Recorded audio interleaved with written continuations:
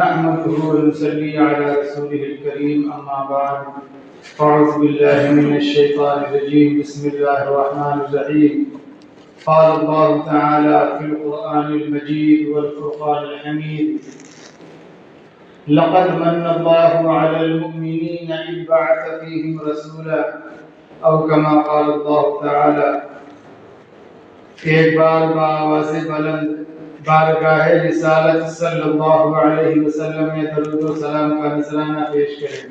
اللهم صل على سيدنا وشفيعنا وحبيبنا وكريمنا وطبيبنا وسندنا وملجأنا ومولانا محمد وبارك وسلم صلاة وسلاما عليك رسول الله صلی اللہ تعالی علیہ وسلم. معزز سامعین کرام، اللہ رب العزت کا بے انتہا کرم اور احسان ہوا کہ اللہ رب العزت نے جمعہ کا مبارک دن عطا فرمایا اور اپنے سامنے سجدہ کرنے کے لیے اللہ رب العزت نے اپنے گھر میں آنے کی توفیق نصیب فرمائی اور اس سے پہلے کچھ دیر دین کی باتیں کہنے سننے کی اللہ رب العزت نے توفیق نصیب فرمائی. اللہ پاک سے دعا ہے کہ اللہ پاک ایسی بات کہلا دے جو کہنے والے کے لیے بھی نفع بخش ہو اور سننے والے کے لیے بھی. کہنے والے کو بھی اللہ عمل کی توفیق دے اور سننے والوں کو بھی اللہ عمل کی توفیق دے. ابھی اس وقت ہمارے اوپر جو مہینہ سایہ فگن ہے جس کا نام ہے ربیع الاول، اور دوسری زبان میں ہم لوگ اس کو 12 وفات بھی کہتے ہیں. اس ماہ مبارک میں امام الانبیاء حضرت محمد الرسول اللہ صلی اللہ علیہ وسلم دنیا کے اندر تشریف لائے اور اسی مہینے میں پیارے آقا صلی اللہ علیہ وسلم نے دنیا سے پردہ بھی فرمایا. پچھلے جمعے کو پیارے آقا کی بچپن کی بہت ساری باتیں آپ حضرات کے سامنے رکھی گئی. جس طریقے سے اس مہینے میں پیارے آقا صلی اللہ علیہ وسلم اسی مہینے کی 12 تاریخ کو آپ دنیا کے اندر تشریف لائے اور اسی تاریخ کی 12 مہینے کو اسی مہینے کی 12 تاریخ کو پیارے آقا صلی اللہ علیہ وسلم نے دنیا سے پردہ بھی فرمایا.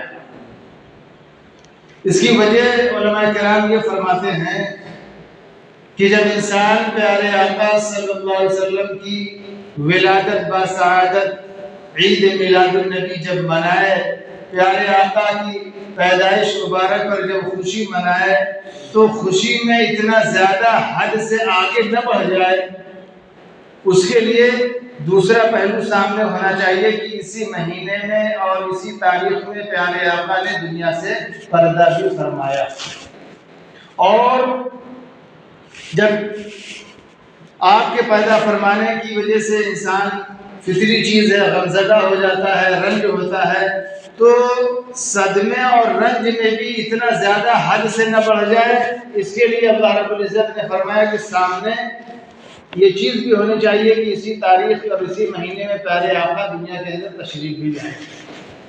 گویا کہ ہمیں اعتدال میں رہنے کا حکم فرمایا، نہ زیادہ خوشی میں جو ہے آپے سے باہر ہونے کا حکم دیا، نہ غمی میں زیادہ آپے سے باہر ہونے کا حکم دیا. اعتدال کا جو راستہ ہے وہ اسلام اس کو پسند کرتا ہے.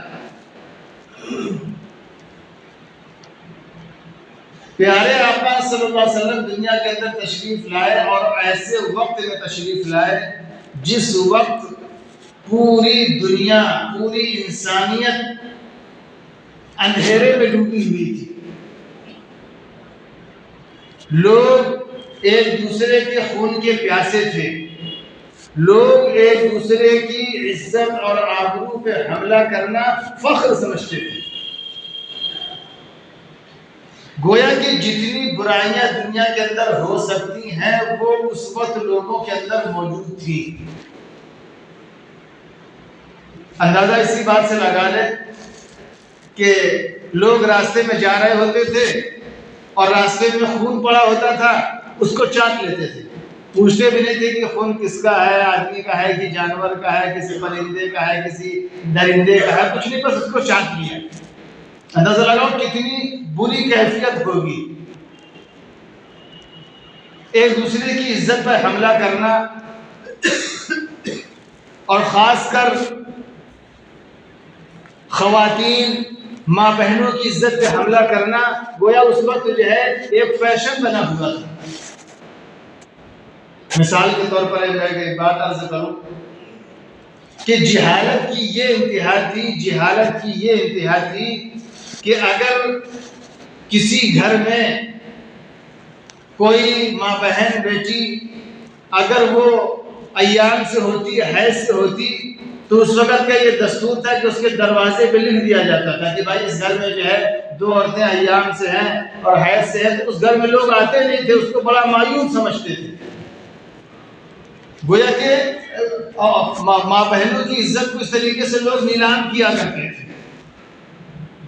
ایسے وقت میں امام الانبیاء حضرت محمد الرسول اللہ صلی اللہ علیہ وسلم دنیا کے اندر تشریف لائے اور آپ نے ان تمام جہالتوں کو، ان تمام بری رسموں کو، ان تمام برے رواجوں کو پیارے آقا صلی اللہ علیہ وسلم نے جڑ سے ختم فرما دیا، اور ساری انسانیت بلکہ ساری مخلوق کو عزت کی زندگی جینے کا کیا کہتے ہیں کہ سلیقہ سکھلا دیا۔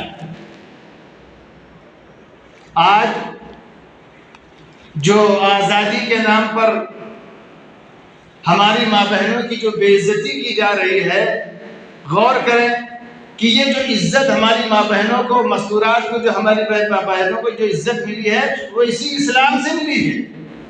بیٹیوں کو زندہ دفن کر دینا لوگ بڑا اس کو فخر سمجھتے تھے۔ اندازہ لگاؤ کتنی بڑی جہالت ہوگی کہ جو ہے نوجوان بیٹی کو لوگ زندہ دفن کر دیتے تھے اور اپنا سینہ چوڑا کر کے چلتے تھے۔ لوگ اشارے سے بتلاتے تھے کہ بھائی یہ جو حضرت جی آ رہے ہیں انہوں نے ماشاءاللہ جو ہے اپنی 3 نوجوان بیٹیوں کو زندہ دفن کیا ہے، ان کے لیے پہلے کرسی بچھاؤ۔ یہ تھا جہالت کا عالم، یہ تھی کیفیت اس وقت لوگوں کی۔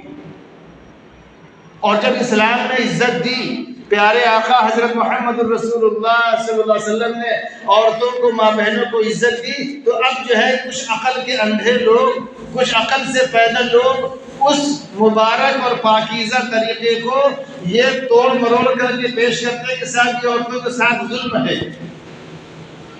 کہ عورتوں کو پردے کے اندر رکھا جا رہا، عورتوں کو نقاب کے اندر رکھا جا رہا، عورتوں کو سر پہ اوڑھنی اوڑھنے کا حکم دیا جا رہا ہے، عورتوں کو باہر نکلنے سے منع کیا جا رہا ہے۔ یہ گویا کہ عورتوں کو جو ہے اور یہ کہا جا رہا ہے کہ یہ جو ہے عورتوں کے ساتھ ظلم ہے۔ ایمانداری سے بتاؤ کہ یہ ظلم ہے کہ وہ ظلم تھا؟ جب کوئی ماں بہن بیٹی گھر سے بے پردہ ہو کر کے باہر نکلتی ہے تو جو ہے کیا کہتے ہیں کہ کتنی زہریلی نگاہیں لوگوں کی اس ماں بہن بیٹی پر پڑتی ہیں، کتنے گندے گندے خیالات لوگوں کے دل و دماغ میں آتے ہیں۔ اس کو آج کے کچھ عقل کے اندھے لوگ سمجھ رہے ہیں کہ صاحب جو ہے یہ عورتوں کو باہر نکالنا، عورتوں کو برابر کا درجہ دینا، یہ جو ہے یہ ان کے ساتھ جو ہے اچھا معاملہ ہے، اور ان کو گھر کے اندر رکھنا، ان کو پردے کے اندر رکھنا، یہ ان کے ساتھ ظلم ہے۔ ایمانداری سے بتاؤ کہ یہ ظلم ہے کہ جو ہے یہ جو ہے ان کے ساتھ جو ہے ہمدردی؟ جس طریقے نے جس نبی اسلام نے عورتوں کو عزت دی، آج اس کے طریقے کو جو ہے فراموش کیا جائے، ان کے طریقوں کو غلط بدلایا جائے۔ اسلام نے، پیارے آقا صلی اللہ علیہ وسلم نے سارے لوگوں کو یکسانیت کا اور برابری کا درجہ دیا۔ اس وقت کی جہالت کا یہ عالم تھا کہ لوگ اپنے تلوار کی دھار کو چیک کرنے کے لیے غلام کی گردن مار دیا کرتے تھے۔ جس طریقے سے ہم اور آپ جب جانور ذبح کرتے ہیں تو اس کی دھار کو چیک کرنے کے لیے ہلکا سا انگلی پر اشارہ کرتے ہیں کسائی لوگ، تو سمجھ جاتے ہیں کہ صاحب اس میں دھار اچھی ہو گئی۔ اس وقت یہ جہالت تھی کہ تلوار کی دھار کو چیک کرنے کے لیے اپنے غلام کی، یعنی ایک انسان کی، اچھے بھلے انسان کی، ایک غریب انسان کی گردن کو مار دیا کرتے تھے اور اس کو فخر سمجھتے تھے۔ اگر کسی کے اونٹ نے، کسی کی بکری نے گھاٹ پر پہلے پانی پی لیا، برسوں لڑائی چلتی تھی، پشتوں، دادا جو ہے وہ اپنے بیٹے کو اور بیٹا اپنے بیٹے کو وصیت کر کے جاتا تھا کہ ان سے بدلہ لینا ہے، ان کے اونٹ نے ہمارے اونٹ سے پہلے پانی پیا تھا، ہماری بے عزتی کی تھی، ان سے بدلہ لینا۔ بتا اتنی بڑی جہالت تھی۔ اور پیارے آقا امام الانبیاء حضرت محمد رسول اللہ صلی اللہ علیہ وسلم نے سارے لوگوں کو برابری کا درجہ دیا۔ جو لوگ کمتر تھے ان کو اللہ کے نبی صلی اللہ علیہ وسلم نے اوپر اٹھایا، غلاموں کو اللہ کے نبی صلی اللہ علیہ وسلم نے عزت دی۔ میں آپ کو ایک واقعہ بتلاؤں، یہ جو ہم لوگ پیارے آقا کی پیدائش مبارک مناتے ہیں بڑی اچھی بات ہے، لیکن صرف اتنے پر بس نہیں ہے کہ ہم نے محنت کر کے روشنی کر لی، گلی اور محلے ہم نے سجا دیے، گلی اور محلے میں روشنی پیدا ہو گئی، لیکن ہمارے دل و دماغ میں ابھی بھی اندھیرا چھایا ہوا ہے۔ ایسی روشنی سے جو ہے ہمیں کوئی فائدہ پہنچنے والا نہیں ہے۔ ہم جو تیوہار مناتے ہیں، پیارے آقا کی پیدائش کی جو خوشی مناتے ہیں، اس کا ہم پہلے مقصد سمجھیں۔ پیارے آقا کس لیے تشریف لائے تھے؟ پیارے آقا کی تعلیمات کیا ہیں؟ اگر ہم نے گلی محلے سجا لیے یہ اچھی بات ہے، گلی محلے صرف 12 ربیع الاول میں سجانے کے نہیں ہیں، گلی محلے تو ہمارے سال کے 365 دن صاف ستھرے ہی ہونا چاہیے۔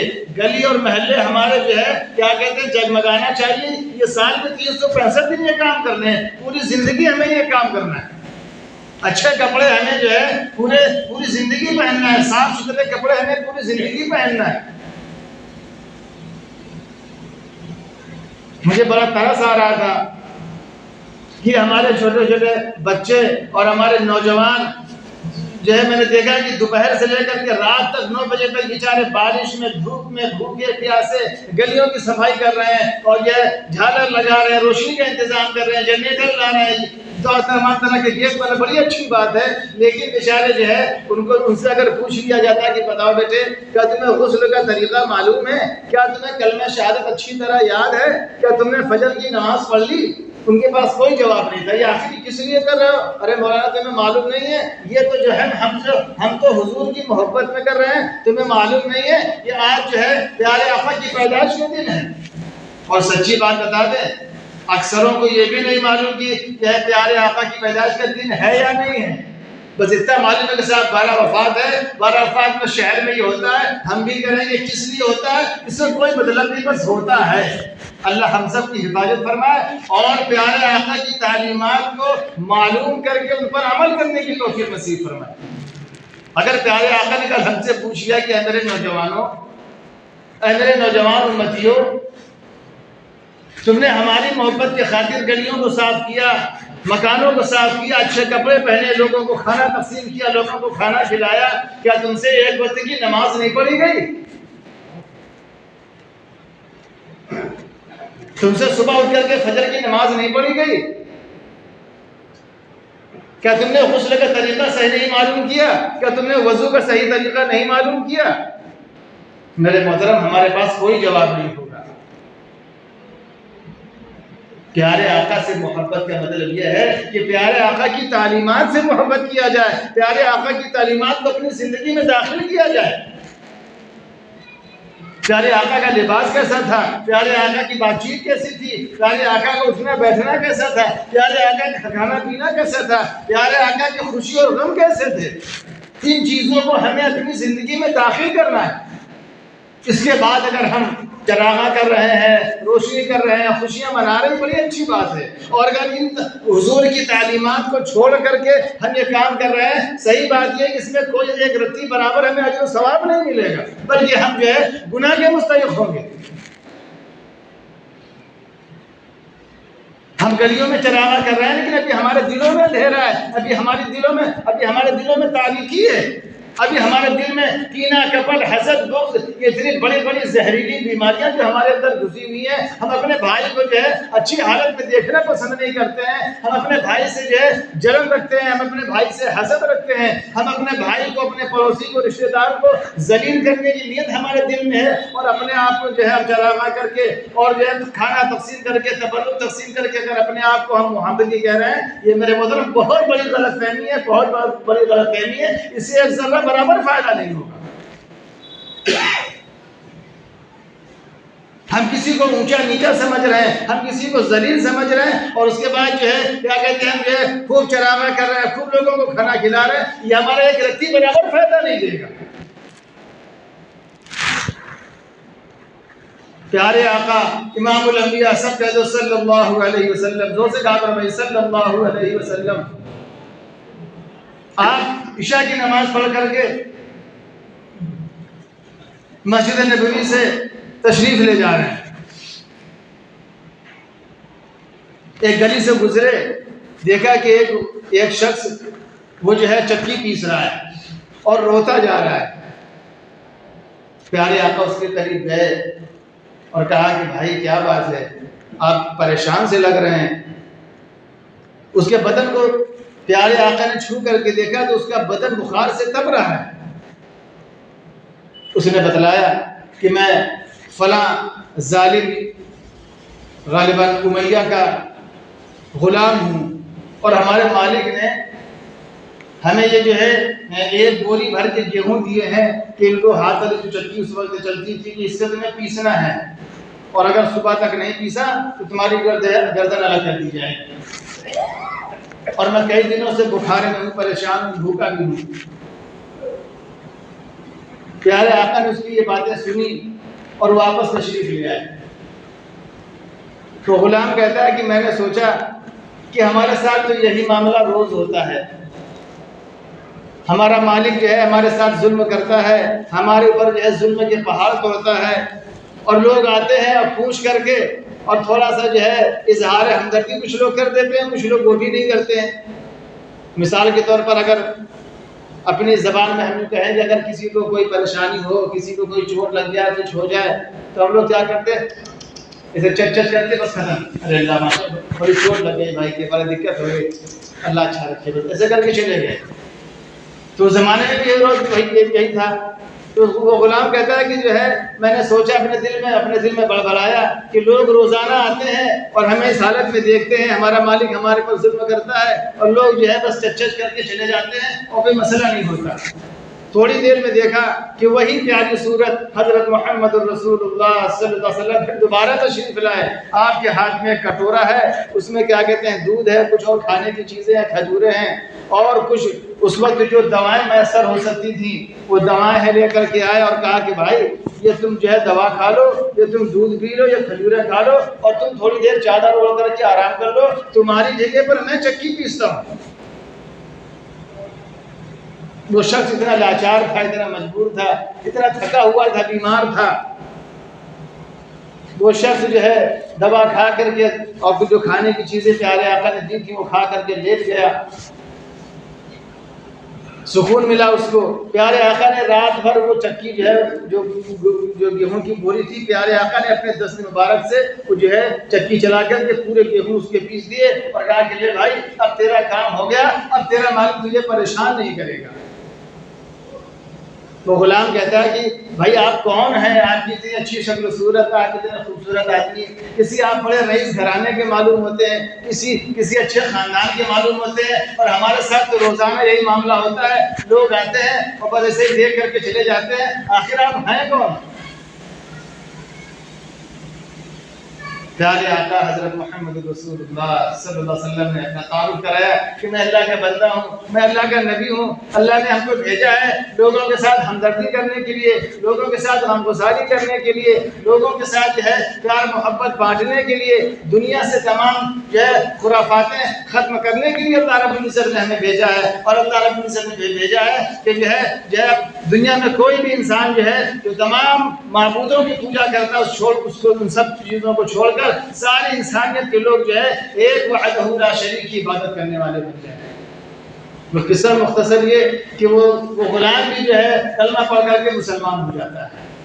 ان واقعات سے ہمیں سبق ملتا ہے کہ جس طریقے سے پیارے آقا نے جو ہے دبے کچلے لوگوں کو جو ہے برابری کا درجہ دیا اور ان کو اوپر اٹھایا، ہم ان کے امتی ہیں، ہمارا بھی یہی طریقہ ہونا چاہیے، ہمارا بھی یہی وتیرہ ہونا چاہیے کہ ہم کسی کو گھٹیا اور ذلیل نہ سمجھیں، ہم کسی کو جو ہے کیا کہتے ہیں چھوٹا نہ سمجھیں، ہم کسی کو ذلیل نہ سمجھیں، ہم یہ سمجھیں کہ جو ہے یہ سارے کے سارے جو انسان جو ہے سب اللہ کے بندے ہیں، اللہ کے بنائے ہوئے ہیں، بلکہ ساری مخلوق کے ساتھ ہمیں جو ہے اچھا برتاؤ کرنے کا حکم دیا، اور پیارے اور سارے لوگوں کے ساتھ جو ہے ہمیں اچھے اخلاق کے ساتھ اللہ پاک نے جو ہے برتاؤ کرنے کا حکم دیا، اور پیارے آقا حضرت محمد رسول اللہ صلی اللہ علیہ وسلم کو اللہ پاک نے اخلاق کے اعلیٰ مقام پر اللہ پاک نے فیض فرمایا۔ قرآن کا گواہی دے رہا ہے وَإِنَّكَ لَعَلَىٰ خُلُقٍ عَظِيمٍ، ہم اسی نبی کے ماننے والے، ہم اسی کے پیروکار، ہماری بھی یہ ذمہ داری بنتی ہے کہ ہم بھی آپس میں لوگوں کے ساتھ پیار محبت بانٹیں، ایک دوسرے کے ساتھ ہمدردی کریں، ایک دوسرے کی غلطیوں کو نظر انداز کریں، ایک دوسرے کے ساتھ اظہار ہمدردی کریں، ایک دوسرے کے کام آنے کا جذبہ ہمارے دل میں ہو۔ ان سب باتوں کے ساتھ اگر ہم چراغا کریں، لوگوں کو کھانا تقسیم کریں، یہ سب ساری چیزیں کریں تو پھر انشاءاللہ جو ہے اس کا جو ہے ہمیں اجر و ثواب ملے گا۔ اور اگر ان چیزوں کو چھوڑ کر کے ہم نے اپنی منچائی کی، نمازوں کو چھوڑ کر کہ اپنے آپ کو محمدی کہا، تو میرے محترم جو ہے ہمیشہ کے لیے جو ہے ہم خسارے میں ہو سکتے ہیں۔ طے کریں کہ انشاءاللہ پیارے آقا کی تعلیمات کو، پیارے آقا کی سنتوں کو اپنی زندگی میں داخل کریں گے، اور انشاءاللہ سارے لوگوں کے ساتھ پیار محبت اور ہمدردی کا جذبہ اپنے دل میں پیدا کریں گے۔ اللہ پاک ہم سب کو عمل کرنے کی توفیق عطا فرمائے۔